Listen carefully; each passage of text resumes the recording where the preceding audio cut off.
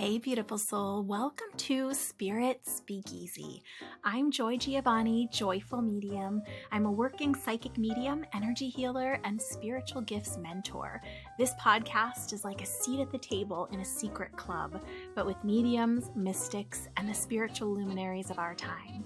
So come behind the velvet ropes with me and see inside my world as I chat insider style with profoundly gifted souls. We go deep, share juicy stories, laugh a lot, and it wouldn't be a speakeasy without great insider secrets and tips. You might even learn that you have some gifts of your own. So step inside the Spirit Speakeasy. Hey, beautiful soul. In today's episode of Spirit Speakeasy, we are going to talk about something that is sometimes taboo, but that we all need, we all deal with every day of our lives. We are talking about money, about abundance, about the energy of money and fears we have about money that are maybe even unknown to us. This is such a profound and valuable topic, and we have with us such an incredible expert. She is an abundance trailblazer. She came as an introduction through friend of the show, Chatelle Story, our wonderful astrologer friend.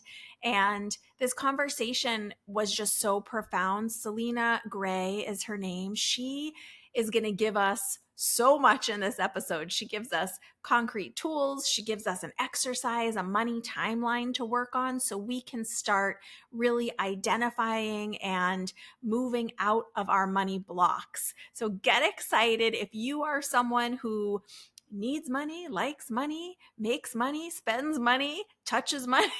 If you live in this world, and even if you have a lot of money, this can help you. So I'm so excited to really get into the nitty-gritty of money, abundance, the energy of it, what our blocks are, and how to move through them with the amazing and beautiful soul, Selina Gray. Hey, beautiful soul. Welcome back or welcome in for another episode of Spirit Speakeasy. I am really excited to introduce Selina Gray. I'm going to read her bio and then we're going to dive right in and start chatting. As a CPA, Selina worked for nearly a decade as a controller for 2 international public companies managing large finance teams across 12 countries. An unexpected autoimmune diagnosis created a life-altering wake-up call for Selina, changing her relationship with money, growing her worth, and claiming new levels of power. In 2011, Selina founded her own wealth company. As an international keynote speaker and wealth and business mentor, Selina helps thousands of entrepreneurs transform their relationship with money, earn more, keep more, and welcome more joy and peace into their lives and businesses. Selina says, I blaze a revolutionary trail for women entrepreneurs ready to reclaim their liberated richness and call in more abundance, fulfillment, and intentionality into their life and business. Help me welcome Selina Gray. It's so great to be with you. Joy, I'm thrilled to be here. I know my bio is a mouthful, so beautiful job articulating it. Well, thank you. I would love it if you tell us what you do, what you help people with. Yeah, so it's really not what I thought I would do at all. So when I first got into accounting and became a CPA, I thought I would live a corporate life and retire early. And the universe always, shows up as it must for us to learn lessons. And so back in 2011, I was well into my corporate career and I ended up with a 30+ day hospital stay. And wow. I passed out in my office in Tunisia and I flew home to Calgary, Alberta. And I remember going into the hospital and thinking, oh, this is temporary. And I remember saying to the doctor, we've got to speed this up because I've got a lot of things that I got to get back to with my team. And it just didn't work out that way. I ended up nearly dying from the experience. And it was absolutely the cosmic 2x4 to my temples to wake me up and realize this was not the quality of life I wanted. And I realized that I had been pursuing all of this wealth and credibility outside myself. But in that hospital bed, you start questioning things. And I realized, wow, there's something deeply missing inside. And I had been already starting, side hustles because, that's what we do when we're uber A-type personalities. And I'd been teaching other accountants about cash flow and budgeting because it just was natural. And I loved having connection with people. And I realized through, an experience with a nurse at the hospital, she's like, you have to read this book. And it was called Spirit Junkie by Gabrielle Bernstein. I'm not sure if anybody listening knows that book. I think a lot of us know that book. But I read the pages and was like, oh my goodness, she's addicted to drugs. Like I'm addicted to workaholism. And I just realized that I had a poor relationship with money. And I started interviewing everyone around me, asking them questions because it's become less taboo, but it was very taboo in 2011 to talk about money. And I realized, wow, I can make a difference here. It's a passion of mine. It was something that almost cost me my life. And I started becoming a student of money and learning what makes decisions with money, the energetics behind it, the idea of emotion taking over. Because I had clients who had $50 million+ portfolios and they wouldn't buy new clothes. And I'm like, this is not a math problem. This is something bigger. And so that has evolved to me really assisting almost exclusively women entrepreneurs to really stand in their power and realize they're blazing trails in their own right. And in doing that, honoring their relationship with money, honoring their intuition and spirituality can lead them to more abundance than they can possibly imagine. And I love the word legacy money. We don't just want to have companies that replace our incomes. We want to create legacy money that can change our life and change the legacy of our family. And so that's, in a long-winded nutshell, what I'm about. That's amazing. And how incredible that you were able to use your own really challenging experiences and difficult times to blossom into this new version of your work. That's pretty incredible. How are you doing with your autoimmune challenges today? Are you pretty stable? Thank you for asking. I was stable. I had my daughter in 2015 and I was like, oh, it's no problem. And a couple months after that, my health tanked and then I stabilized again. And I, have tendencies of workaholism that I'm actively always healing and working on. And in 2013, I ended up being almost bedridden for 9 months. 2023, what am I saying? 2023, I ended up being almost bedridden for 9 months. So I worked with the clients I could, but I wasn't taking on additional clients because I wanted to have enough capacity.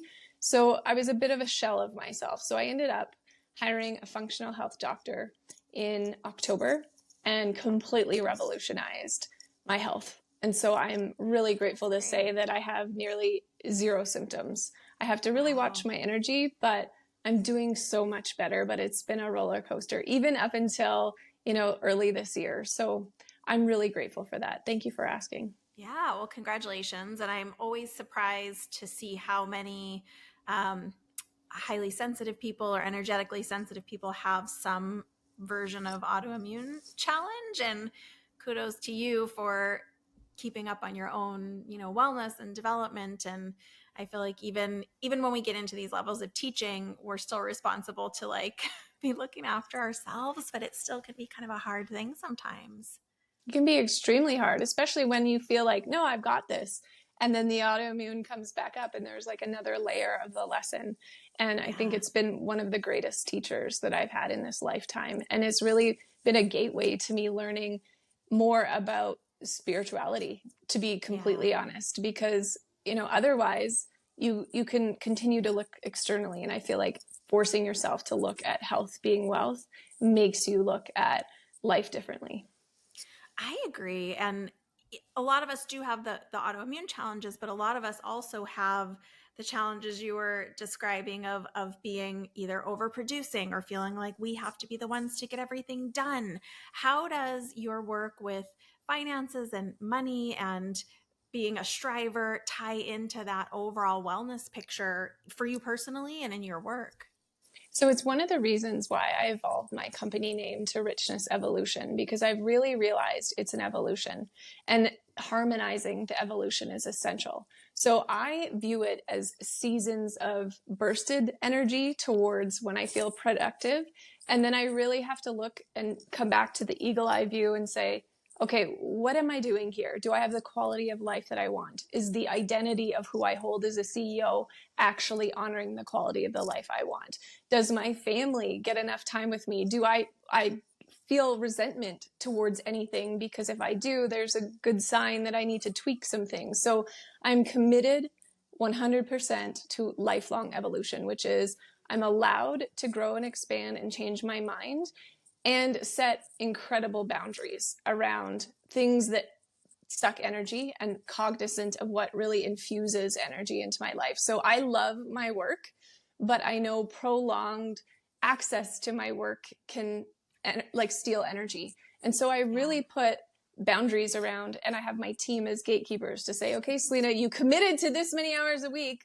What are we doing? And it's become a bit of a game for me. I gamify how I can optimize my revenue by reducing the amount of hours I spend. And I've been doing this for 13 years, failing miserably some years, other years really doing well. And so I've labeled this year my comeback year because 2023 was really hard for me. And I had to downsize some things, which is really gut wrenching for an entrepreneur because we always want to grow and expand in some way, shape, or form. And it felt like that was taken from me. And 2024, I really came back to this concept of like, I get to control my life in the best way. I get to have the best quality of life. I am healthy. And what does evolution look like to me now? And so then I define those parameters based on, my family, my work, my friend groups, and overall quality of life. And I stay in those and I build gatekeeping parameters. Like my right hand is always like, Selena, we're not doing that. You said you were going to do that. I'm like, oh, right. Because I can sometimes get really excited and eager. So ultimately, it's like defining what I want, getting into granular detail about what that looks like, and then safeguarding and gatekeeping around that. So it becomes fun after a while. I used to spend 60 hours a week, and now I can do what I used to do in 60 and 20. And so that feels like abundance to me. That's amazing. Is that, and you used a term gamify your life, which I think is such a cool way to look at it. Is that something that anyone can kind of easily, I don't know if easily is the right word, but could seemingly implement for themselves to fit their own life? Absolutely. It's something I often speak about with clients because we have this rigid societal expectation on when we're a business owner, these are the hours we have to work. These are the parameters that we need to show up in. We can only charge this amount of money. And I like to push the edge of all of those concepts. So one of the things I love people to think about is, when do you actually desire to work? And people often look at me and go, what? Like, let's gamify this. Let's make it fun. When we're playing a game, we're usually having fun, on that edge of joy, and I like to bring in that element and not make it quite so serious, to say, hey, do you love to work first thing in the morning? Have you ever asked yourself that question? And most people are like, well, not really. That's when you start working. And I learned this because I used to try to mirror banking hours because I worked a lot with families in the beginning and they always would be home in the evening. So I would have like a cat and a dog on my lap with my laptop, talking to the families. And I'm like, I can't sustain these hours in the evenings. And then I innovated and I gamified and I was like, how can I still prioritize this for families, but not at the expense of myself? So I'd love for anyone who's interested in that to really start paying attention to the areas that feel like work or feel like not as much fun, and to ask better questions like, what's coming up for me? Is this emotion mine? Is it someone else's? Is this resentment because of a decision I've made or a belief I hold? And start looking at when you feel most energized in your day, or what client, personality types really energize you, and start using that as fuel to build a business you really love. Because I love to challenge people to say like, okay, how you've done it always doesn't mean you have to keep doing it. In the process of trailblazing, the one who's, really blazing a trail, she thinks about the identity she holds and the business she's building for the good of herself and the good of her clients. And I think we always build businesses, unknowingly at the expense of ourselves.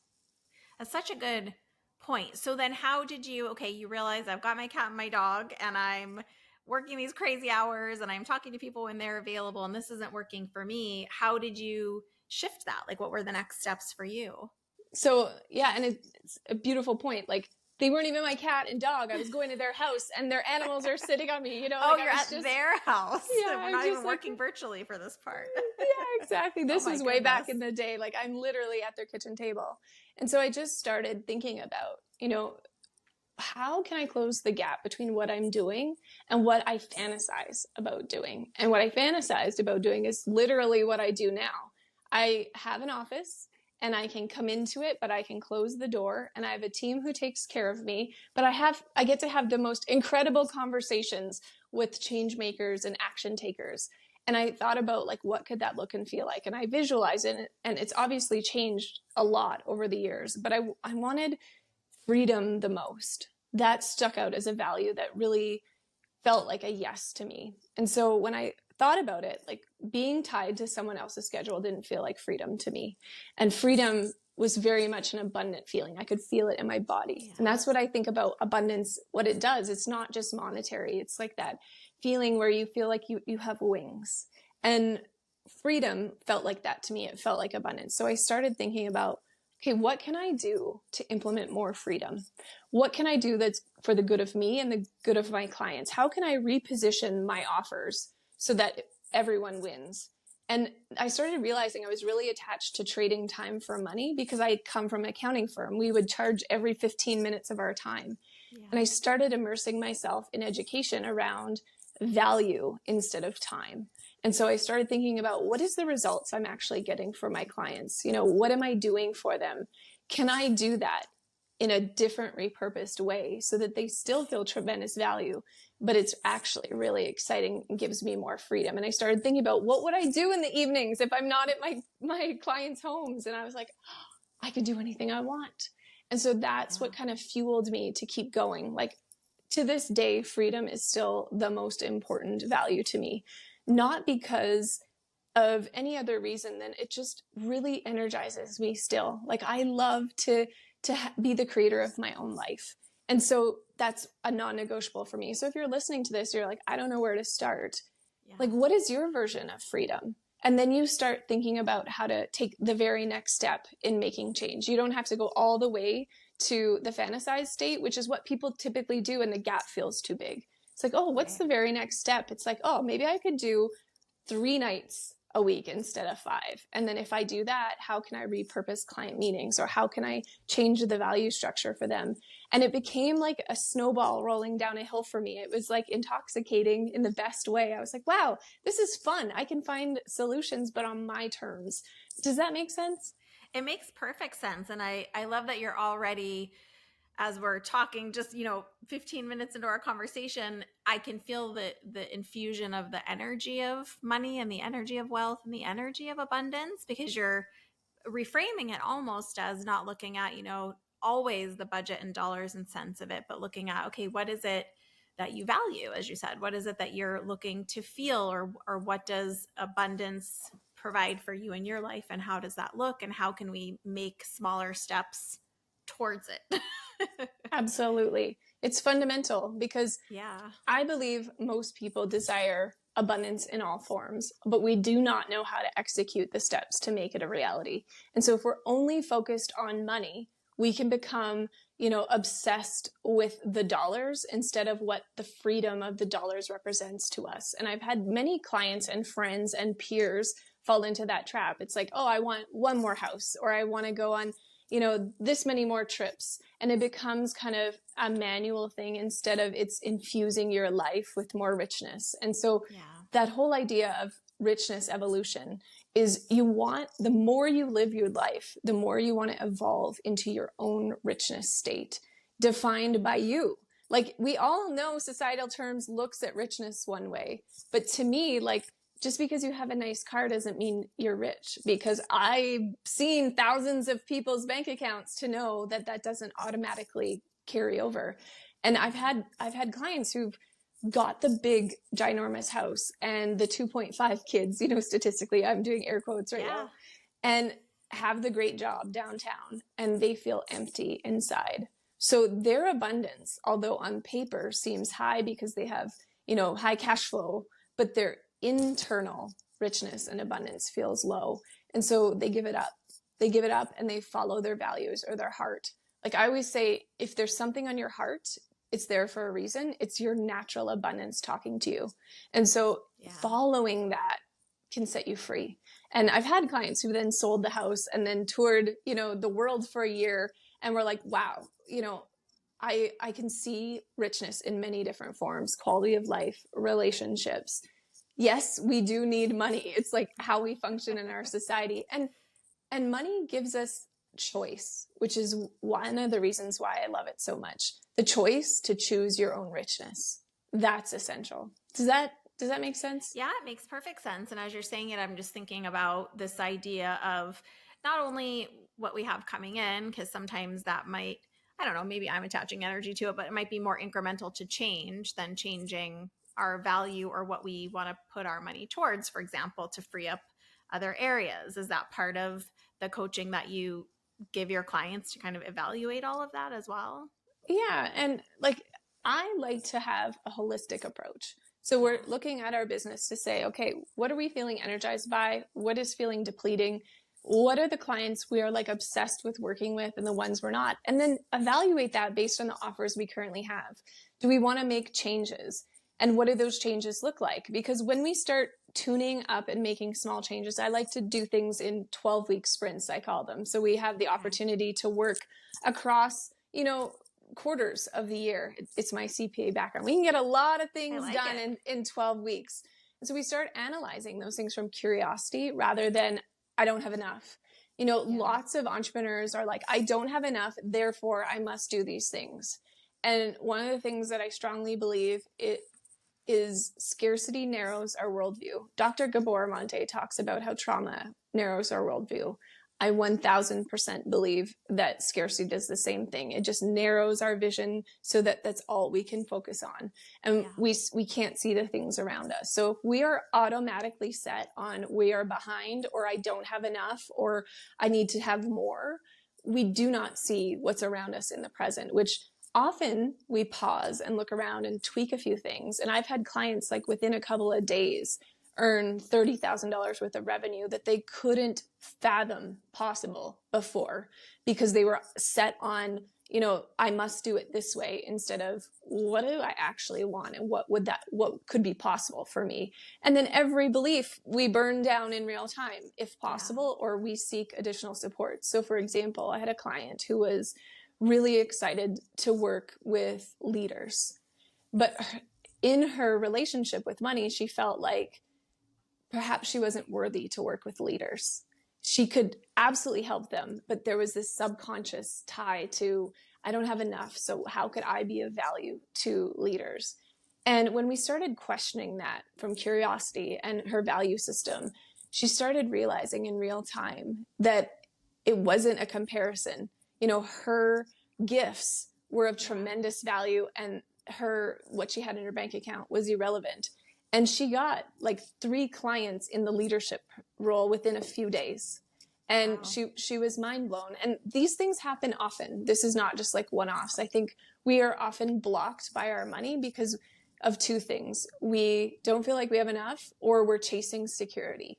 We have to feel safe in our earnings, like security meaning we have enough to pay everything that we are owing. And if we don't, our nervous system can't slow down enough to think about beyond security. Right. So if we can be secure, then we can access thinking about abundance in all forms. If we are only focused on security, we can only think about monetary abundance.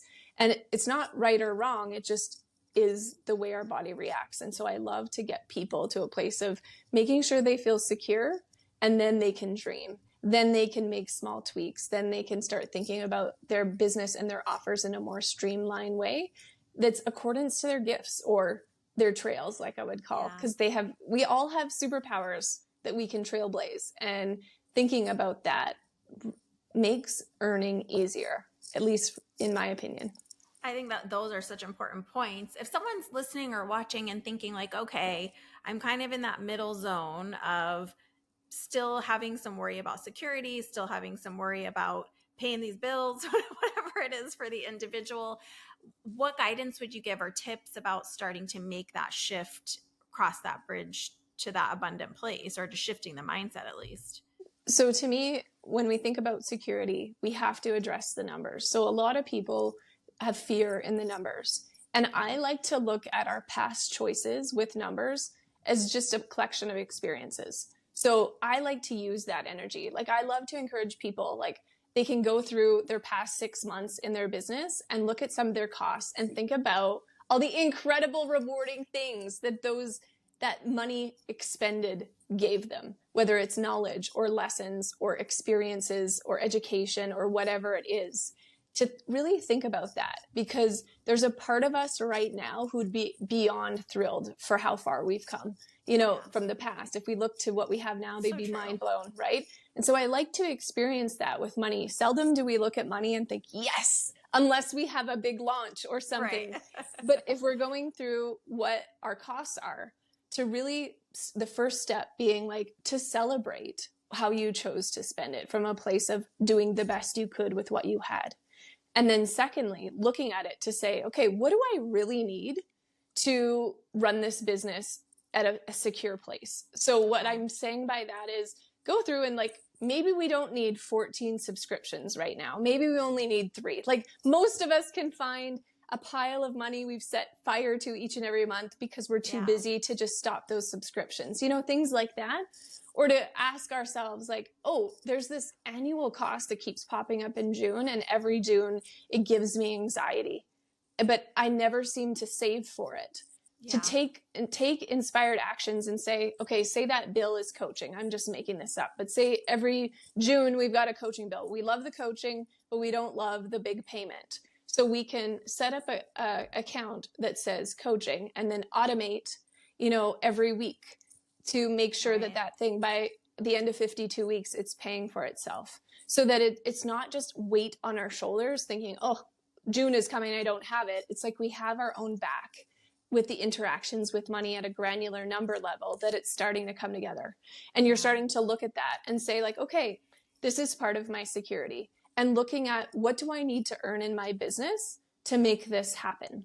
The third step for me is, how much reoccurring revenue do I currently earn? Because reoccurring revenue is the absolute favorite of mine. It's the freedom maker. Like, in 2023, I mostly run masterminds and I work with groups of humans and clients one-on-one, but most of the time they work with me for at least a year at a time. And so I set them up on reoccurring revenue. Even for me in 2023, I've been blessed to have a successful business, but I know my money personality can be set to panic if money isn't always coming in. Doesn't matter how much is in my bank account, I can freak out. So reoccurring revenue has helped me reduce those super low, roller coaster moments. Reoccurring revenue, it's like, okay, instead of just offering 3 months at a time or one-off, how can I turn these offers into more reoccurring revenue opportunities? And pretty much every single business I've ever worked through or worked alongside or with can create reoccurring revenue.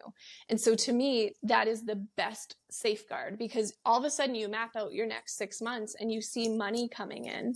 And so you feel secure that it's coming in. And even for those of us who maybe have an accountant and have bookkeeping done, I encourage you to set up a simple, it could be on like a literal notebook, or you can use a very basic Excel and you put the months in and put in what's coming in and what's coming out and project that into the future.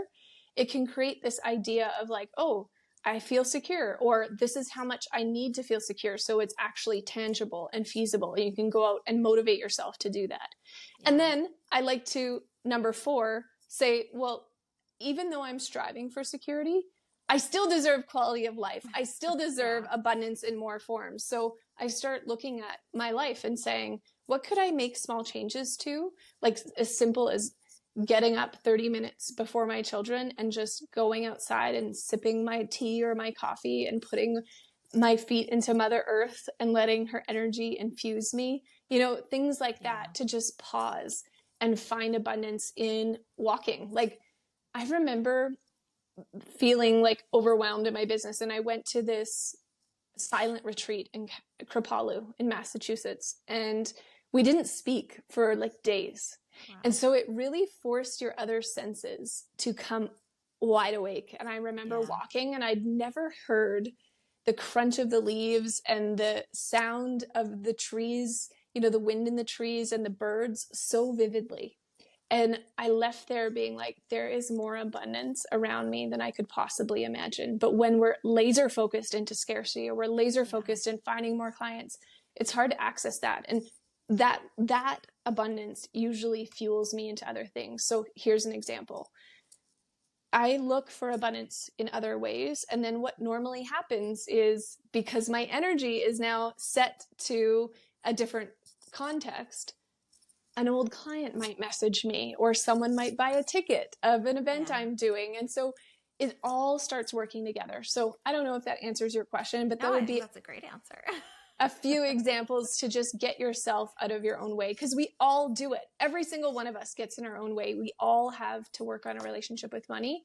And I think the key is to just not make it mean you're alone in it. There's certain solutions and strategies and practical opportunities you can implement that'll work for you. And if it doesn't work for you, get rid of it and try something else.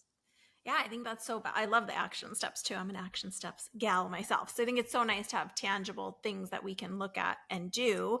And you had mentioned it with your client that was wanting to work with really high level leaders. And once that person started realizing, oh, there's an emotional piece going on here, there's some emotions coming up, how would you encourage someone to kind of work through that piece when they realize, no, it's not my skills, it's not my qualifications, it's, I've got this piece, I'm checking in, that's okay, there's something else. What are your thoughts on that? What a great question. So something I've witnessed over the last decade plus is that we all set to automatic on certain experiences with money, very similar to other things like trauma. And so we immediately go back into the past. And so one of the things I love when people start really awakening to money being emotional is an exercise that I've called the money timeline. And so what I encourage people to do often is to take a blank sheet of paper and write a line through the center of it, just like horizontally. And up top, write a plus sign, and down at the bottom, write a negative sign. And then on the left-hand side, write born. And then all the way to the end of the white sheet of paper, write now, the word now. So we've got this horizontal line, and up top is positive, and up below that is negative. And then we've got born on the left side and now on the right. And then I want you to start thinking about some of the very first memories you have with money. And things start flowing out. You can sit down. I like to do 30-minute power hours, I call them. I like to turn everything off around me, my phone, my computer, everything. And I allow myself to go into just like thinking or action mode. And this really revolutionized it for me. So I'm just going to share some examples. Yeah, I love that. So when I was, I believe, 6 years old, I had a birthday party, and I got like $100 cash from all of the people who came. And that was like more money than I'd ever seen in my entire life up until that point. So it was amazing. And I remember my mom taking me to a local clothing store, and she's like, you get to try on clothes and buy yourself some clothes for your birthday with this money. And I put it inside a little cherry purse. It clipped at the top and had cherries in the front. And I was so proud of myself. And I remember leaving the change room to get a different size. And I came back, and that change purse was gone. And I said to my mom, do you have my purse? And she's like, no, you have to watch money or it'll leave you, she said. And I remember feeling like devastated. And then fast forward some time, and I am in grade 11 in high school. And, we all have to bring things to our school functions, and mine was pretzels. But I didn't have enough money to buy the fancy pretzels at the store. I only had enough to buy the no-name pretzels. So I take them to school, and everyone makes fun of me. They're like, these are horrible. They're spitting them out. They're like, ew, no name. And it really hurt my feelings, obviously. I was like nearly traumatized by this small experience. And I've had a lot of experiences in my life. I'm just now speaking to the money. If someone's listening and thinking like, this is ridiculous. No, this just hang tight. So about 10 to 15 years later, I started diving into money work, and I realized those two experiences were still with me to this day. Like, I was hiding money under my bed, physically hiding money under my bed because I was scared to not watch money because it was leaving me. Like even my bank account seemed like a scary place for it. Like even though I was a rationally trained CPA at this point, because of that experience, I was fearful money was going to leave me. So I needed to have a pile of money with me. I had $10,000 under my mattress, like a crazy person. And I share these things because they're embarrassing, but they're true. And it's an irrational. I think it's relatable too. I don't think it's that crazy. I mean, it sounds rational to me. It's just like these things you do because of things that happen to you and you don't really think about it. The second, I went into my closet one day and I had just an enormous amount of luxury goods. So when I was working my corporate job, I would just buy fancy things. I would buy fancy things over and over again, like Burberry, Louis Vuitton, everything. And I looked in my closet and it was filled with luxury goods. And I felt empty inside. And when I did this thinking for myself, I realized that I was using those high-end labels to hide who I was because no one was ever going to call me no name again. I wanted to be someone who was worthy of labels or worthy of people seeing me as a luxury thing. And it was rooted in the pretzel experience. And so like these are very small interactions with money that then go and shape, like for me, hundreds of thousands of dollars worth of buying decisions that were irrational and crazy. But I did it because of this subconscious connection to an experience.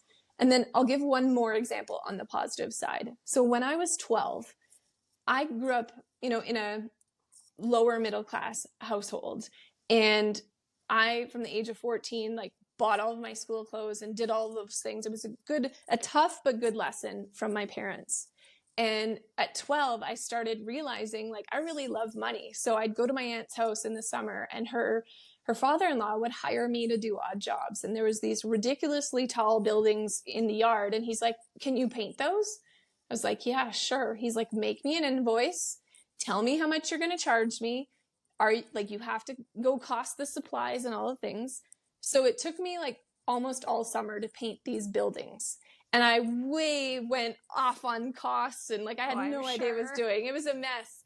But in the end, he paid the invoice and then he gave me $1,500 cash on top of it. And he said, "You don't get paid for the time you spent. You get paid for the job you've done. You've done an excellent job and you'll learn to invoice better." And that stuck with me that, wait, maybe I don't have to trade hours for dollars. Maybe it's possible to earn more than I thought possible. And so I like to do that experience with my clients or with audiences I speak to as a speaker to say like, there are things rooted in our soul that is like buried by rubble that in our present day, we make decisions unconsciously from what happened to us. And that's our relationship with money. Like if we go to the grocery store and we really want the good, organic, healthy salad dressing, but we look to the right and see the on sale, lesser brand and we automatically get it, it's tied to our money story somehow, like instead of a conscious choice. And so I like to take people through that. So getting back to the client with her emotions, I'm like, okay, where did this start coming up for you? Let's do the money timeline or let's review the money timeline. And then we can start finding like experiences that we're ready to release. Like I no longer have an attachment to luxury like I did. I still love a nice handbag, but I rock, like the $15 Amazon one, no problem. I'm no longer defined by it. And I think that's the goal. As an entrepreneur, so many things are thrown at us so that we can have opportunities to heal. And some of the most important are as it relates to money, because it's blocking us from the clients that we actually deserve to work with, or charging the amount that actually showcases our value, or going for the project that lights our soul on fire because we're scared to not be secure.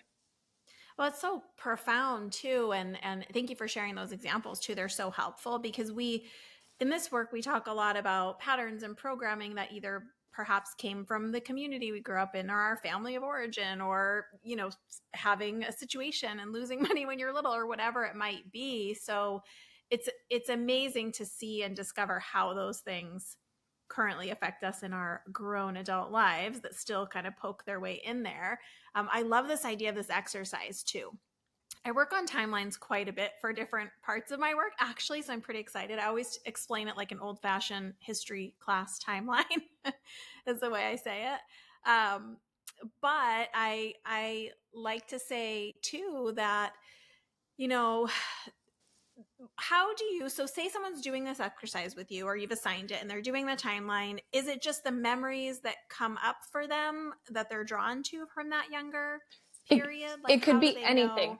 It could be literally Okay. anything. Like, so for example, phrasing that we might have heard from our parents, money doesn't grow on trees, or rich people do this, you know, or whatever it is, to note those things down, or even to read books or listen to podcasts on like the topic at hand, because sometimes people will say, oh, like this happened to me, and it sparks a memory. Yeah. So I'll give an example from a client. Yeah, exactly. That really resonates for a lot of people. So he was really excited to grow his business. He was exploding on social media. He was making about $10,000 a month, which was very good, but he desired more. And so we started carving into, you know, why he's rubbing up against this $10,000 a month, but never really going over it. And it came out that his mom grew up in the potato famine in Ireland and had said once that rich people were terrible. And he thought anything over $10,000 made him rich. And this is all living in his subconscious. Wow. So he had made all of these assumptions. And so I said, hey, why don't you go have a discussion with your mom about it and see if she remembers? Number one, she didn't remember. And number two, you know, he got some clarity around what she actually meant. And it created an open gateway for him. And we started making changes, and he started exploding to hundreds of thousands of dollars a month. And like those types of things can become really practical. We think we have to do so much healing, but really it can be a practical thing. Or, you know, a client who really wanted a transformer for Christmas and ends up getting a GoBot and like makes a whole bunch of decisions based on that. And those are the types of things when hearing about that, everyone's like, oh, for Christmas, I got this. Or, you know, what did my parents say about money? And then it starts opening up thoughts and patterns and examples. So it can be memories, but it can also be like having a discussion with your husband and saying, I don't really remember. Do you remember? Or, you know, like having a conversation with a friend, like, what was the most disappointing Christmas gift you ever got? You know, or like, did you ever talk money with your parents? And just asking those types of questions. So it could be thoughts, experiences, patterns that we've witnessed with our parents, and just allowing ourselves to process from a place of power of now, not just lived experience from the past. Yeah. I think that's so profound. And it really is. I'm like having this aha moment with you right now, because it's so fascinating to me how it affects, you know, it's those beliefs, it's those core beliefs that sometimes just bringing the recognition to it of, oh yeah, someone told me when I was 7, oh, I have one actually. I wear pink a lot. You commented on my shirt. You liked it. I wear pink a lot because when I was little, I was told that pink is for blonde-haired girls and not for brown-haired girls. And I really loved pink. But I was like, oh, well, I guess I don't get to wear that color. So when I got old enough to unravel that a little bit, I was like, oh, I just am going to wear the colors that I like and not still listen to a voice from 6 years old. It's the same thing. Joy, this to me is revolutionary. Like, this is everything, because you're right. Like, we're impressionable as children.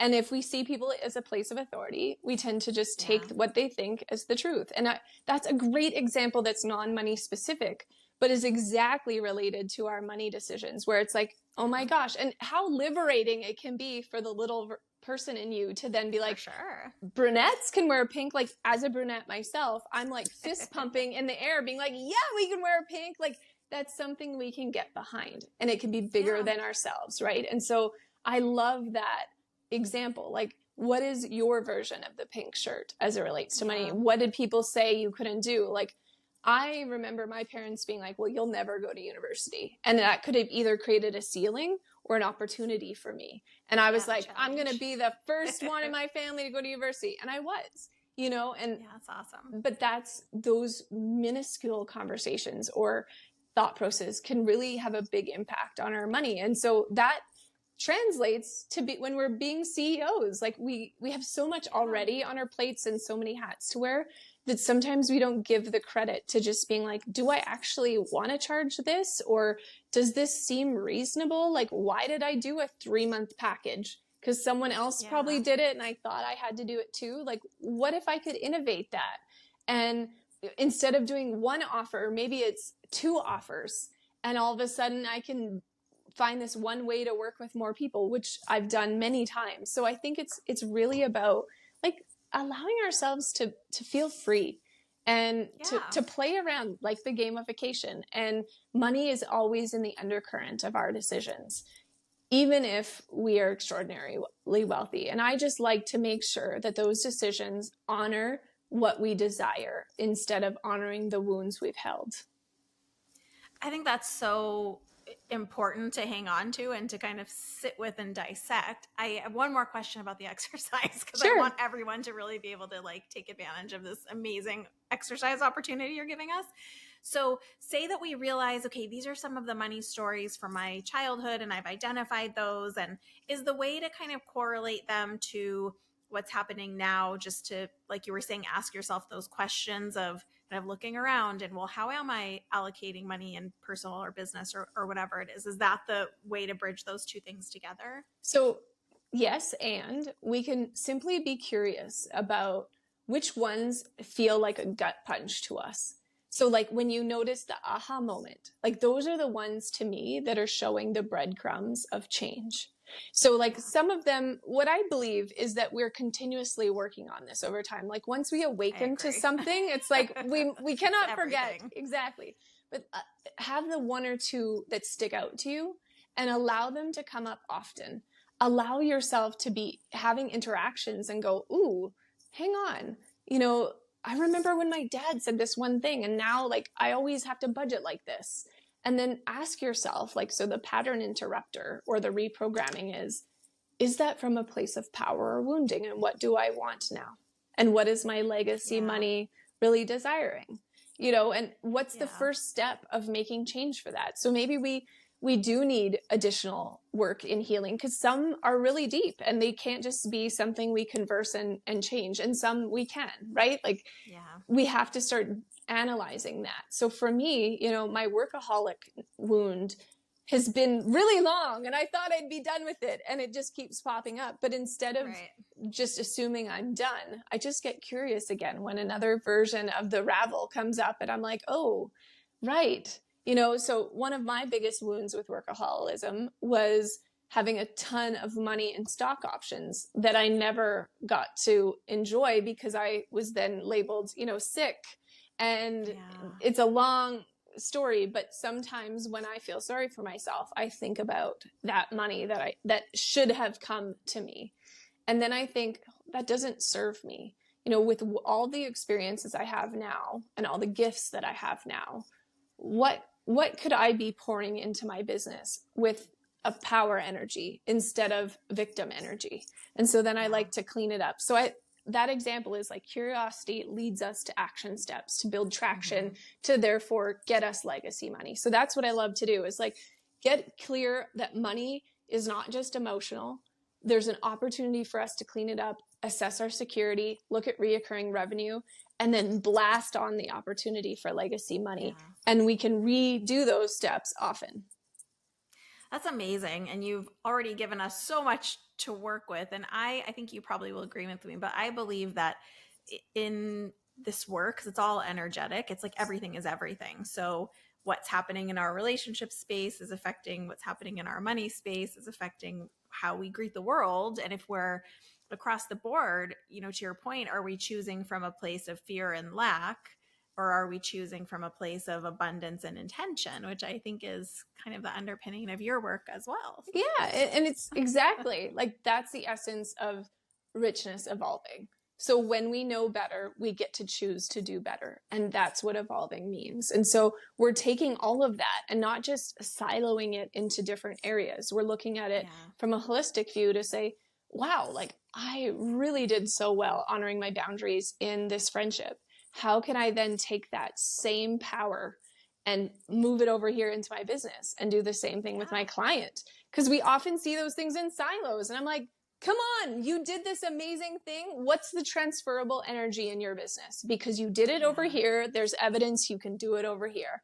And I get really, as you can tell, excited about that because we often think money is just this silo and we don't want to look at it or we obsess about it or some combination in between. But when it's just part and parcel with the business and we realize we have a lot of influence on it, we get our power back from it being an external force and instead a part of our own richness, the journey that we're on, the trail systems that we're building as entrepreneurs. And I love that there's this opportunity to continue to learn and grow and keep expanding in all the areas. You actually have an opportunity for people that are maybe wanting to get a little bit more engaged with this work. Will you tell us a little bit more about your Trailblazer experience? Yeah, I would love to. So as I've been chatting about, like, all of us entrepreneurs at different levels have aha moments or things that we're stuck with. And so I love to create year-long experiences for entrepreneurs, especially women, because we often feel like we're alone on the journey. And there's some quarters that we're absolutely crushing. And then the next, it's like, oh man, this is not awesome. So I love to have 4 seasons with people. And inside the Trailblazing experience, we go through things that I've talked about on this podcast where it's like, okay, we're having an emotional reaction to money, or, you know, this revenue doesn't feel strong enough and I'm feeling blocked because I don't feel secure, you know, or I had this massive, amazing launch and I want to know what to do with them, you know, where to make sure I'm honoring my legacy money, or, hey, I see this opportunity for reoccurring revenue and I want to have more of it.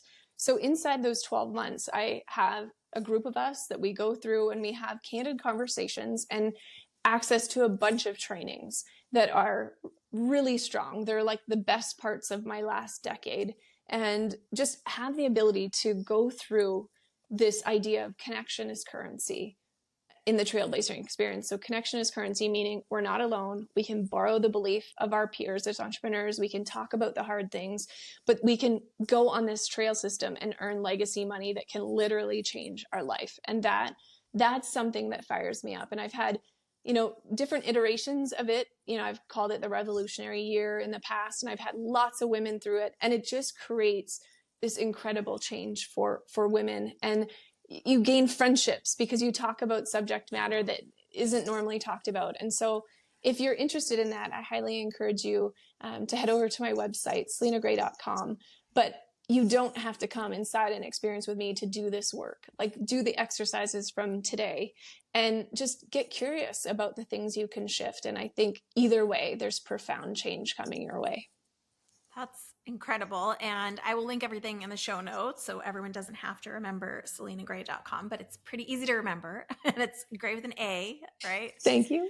So that'll be in the show notes for everyone. I'm excited to check out the Trailblazer experience just because I think you're right. I mean, I think we don't always have money conversations, and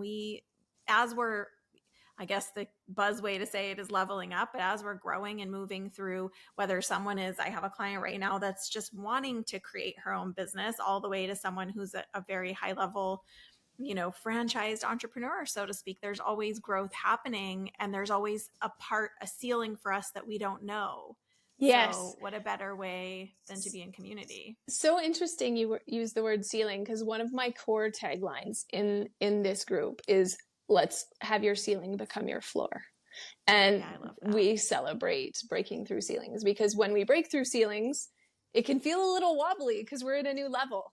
And so we always it's out of the comfort zone. So scary, right? So we talk about what that looks like. So how, like, you had no idea, but how fitting, like always universe moments, right? Yeah, I love it.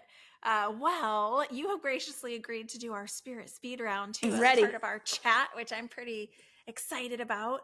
It's just 4 fun and easy questions about you. The first question is, will you share one thing that has really shocked you or was unexpected about your ability to help people grow their abundance? I realized I became obsessed with giving. So I've always loved to give, But as people do better, I want like to give more and touch more people. And it actually became a bit of a problem. So like when I would have masterminds, this is another thing my teams need to gatekeep. Like I love gifting people and rewarding people. And my team was like, okay, we're way over budget. So the practical side of me is like, yeah, budget. But I'm like, these women have done extraordinary things, you know? And so then we would blow the budget. Or I find the more successful I've become, the more I give to random strangers on the street and how much I love it. So I know that's a strange answer, but that I'm trusting the first one that comes up. I just have become obsessed with overgiving to the point that sometimes it's a problem. Selena, there are no strange answers here. Okay, this is shifting gears a little. If you got to spend a day in the spirit world, you got the full tour over there, you got to spend time with everyone you've ever known who has crossed over, it's almost time to return to your life, and your guide tells you you have 1 hour left and you can spend it with anyone on the other side. Who do you choose and why? I'm getting emotional, which is, of course, not shocking because that's what sometimes happens when we think of the spirit world. I would meet my grandma, for who I'm named after but never got to meet. Aww. And I feel like I know her. And so I would just really love to have that hour. That's amazing. I love that answer. That's beautiful. And I feel like you probably do already know her. I think I do. Even though we have these powerful gifts and connections, we have very human lives. What's one quirky thing about you that people might be surprised to learn? I am extremely clumsy. I am covered in bruises. Girl, me too. Like I walk into door jams all the time, and like my daughter who's 9 plays hockey, and she made a new team. And I know I'm not supposed to embarrass her, but they have this job called mom coach, and it's a mom who helps them work out. And so I'm wearing jeans and a hoodie, and it's 6:00 on a Sunday morning, and the girls are running sprints, and there's not enough girls to run sprints. So I, of course, am going to run sprints with 9-year-olds. And I proceed to fall on the concrete and like completely chew up my hands and face and keep running and roll out of the fall and back up into running. And it was mortifying. But my daughter said it was okay. So, but clumsy, it's just a thing. Like at my event in September, like my core clients always say this. They're like, we're going to bubble wrap you, because the night before I go on stage, I like break a toe or I fall really badly. And so it's a running joke in my community. Like Selena needs to be bubble wrapped. That is fun. And you're such a poised speaker when you're doing public speaking that I'm sure this is a surprising one for a lot of people to learn about you. Will you leave us with a pearl of wisdom? What's one piece of advice that you wish you'd had earlier in your understanding of how abundance really works? I really believe this concept in borrowing the belief until it becomes your own. So abundance feels like this foreign concept. And I really believe that people around us have different forms of abundance that we can borrow and learn from. And so when we see someone doing something that feels abundant to you, to just ask them, like, that comes naturally to you. Tell me what that feels like, you know, and then you start practicing. And so one of my themes in this company is borrow the belief until it becomes your own. And we can do that with strategy, mindset, abundance, anything. And so we don't feel strong enough sometimes to do it on our own. But if we're in a community with people who already have what we desire, we can borrow their belief they have in us or borrow their intellect until it becomes our own and we can keep running with it. That's something that I believe as entrepreneurs is vital. And I hope that is a strong way to end. That's perfect. I love that. Well, you have given us so much to work with. I am so grateful for you and for everything we had to do to make this talk happen. Right. Thank you so much. I really appreciate your time and your wisdom. Thank you for shining your light. Joy, you are exquisite, and I am so honored to be here, and you've inspired me to go wear pink after this. I'm like, yes, I'm going to rock that.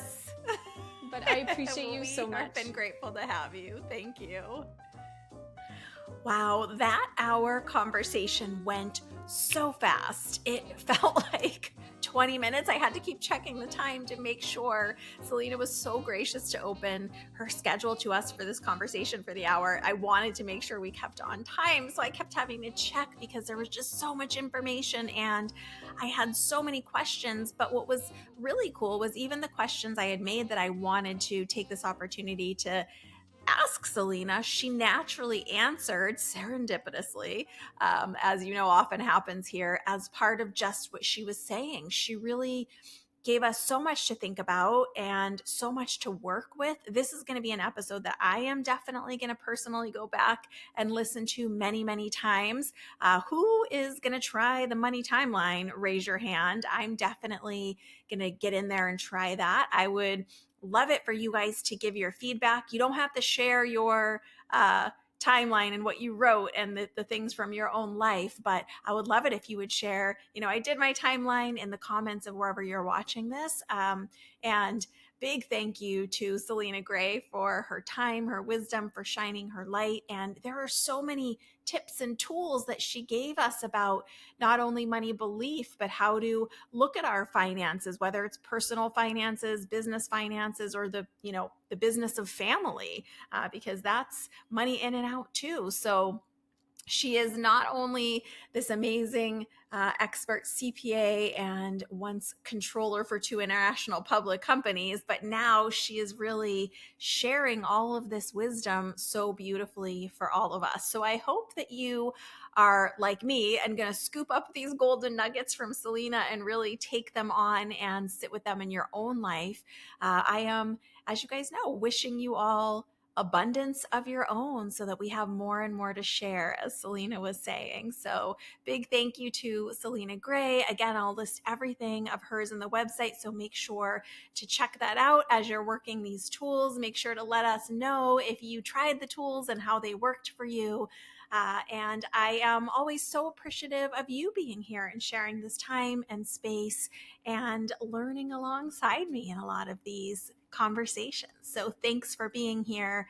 I appreciate you so much. Big hugs, lots of love, lots of abundance. Bye for now from inside Spirit Speakeasy.